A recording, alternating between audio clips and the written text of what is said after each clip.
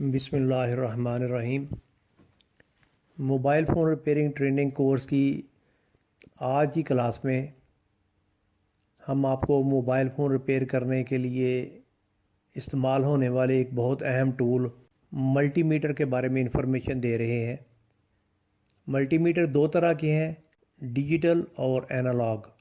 आज हम analogue multimeter पर बात करेंगे और इसमें आपको बताएंगे कि जब आपने मल्टीमीटर फ़र्स्ट टाइम ख़रीदना है तो आपने उसे कैसे एडजस्ट करना है।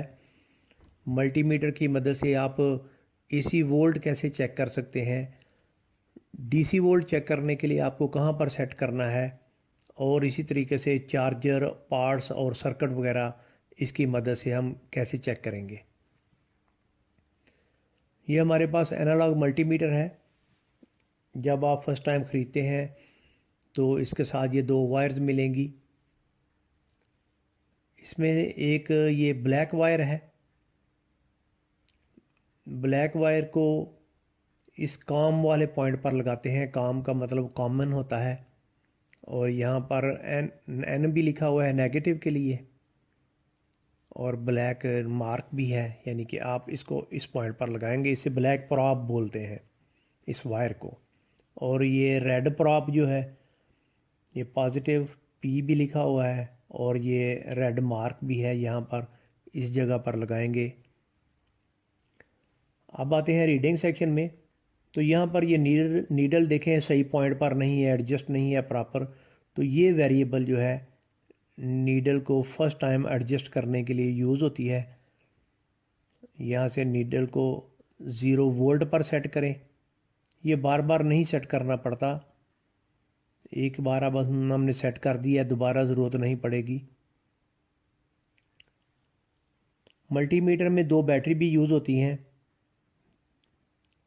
ये बैटरी का नेगेटिव पॉजिटिव देखते हुए मीटर में ये इन्हें डाल दें, और इधर भी पॉजिटिव लिखा हुआ है। ये 9 वोल्ट की बैटरी है, इसका भी नेगेटिव पॉजिटिव का ख्याल रखते हुए इसमें डाल दें और मीटर को दोबारा क्लोज़ कर दें। ये हम एडजस्टर सेक्शन में आते हैं। ये एडजस्टर है, इस नॉब को, इस वेरिएबल को एडजस्टर कहते हैं। और क्योंकि यहाँ पर काफ़ी रीडिंग है, हमें सेट करना पड़ेगा इसके मुताबिक। ये डीसी वोल्ट की रेंज है। जब भी डीसी वोल्ट चेक करने हो तो इनमें से किसी पॉइंट पर, और ये रेड वाली जो सेक्शन है, रेड वाला सेक्शन, ये एसी वोल्ट की रेंज है। जब एसी वोल्ट चेक करने हो तो एडजस्टर को यहाँ पर सेट करेंगे। इसमें हम AC 10 से लेके AC 1000 तक वोल्ट चेक कर सकते हैं। और ये ओहम की रेंज है। ये सुंडी का जो निशान सा बना हुआ है इसे ओमेगा बोलते हैं। अगर हमने बगैर वोल्ट वाली कोई चीज़, यानी कि सर्किट चेक करना हो, रेजिस्टेंस चेक करनी हो, डायोड चेक करना हो, ट्रांजिस्टर, कैपेसिटर वगैरह और कॉइल चेक करनी हो, तो हम इस सेक्शन में चेक करेंगे।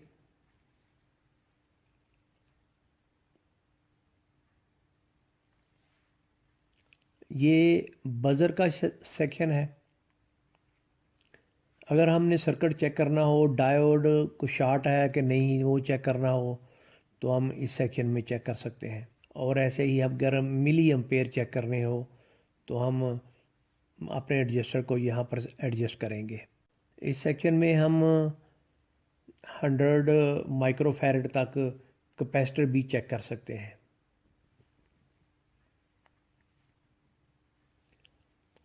अभी हम देखते हैं रीडिंग वाले सेक्शन को कैसे हमने पढ़ना है। अभी हमने DC 10 वोल्ट पर सेट कर दिया, DC 10 वोल्ट, यानी कि 10 पॉइंट पर हमने सेट किया है। तो यहाँ पर भी हमने जब रीडिंग लेनी है तो 10 वाली लाइंस को हमने स्टडी करना है। यहाँ पर हम सुई रुकेगी तो 10 वोल्ट है, यहाँ सुई रुकेगी तो 8 वोल्ट है, और इसी तरीके से यहाँ 7 है, यहाँ पर सुई रुकेगी तो 3 वोल्ट होंगे।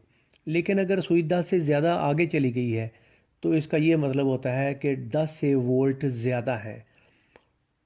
अब हमें अपने इस एडजस्टर को 50 पर सेट करना होगा। जब हमने 50 पर सेट किया है तो वो 50 वाली रीडिंग पढ़ेंगे।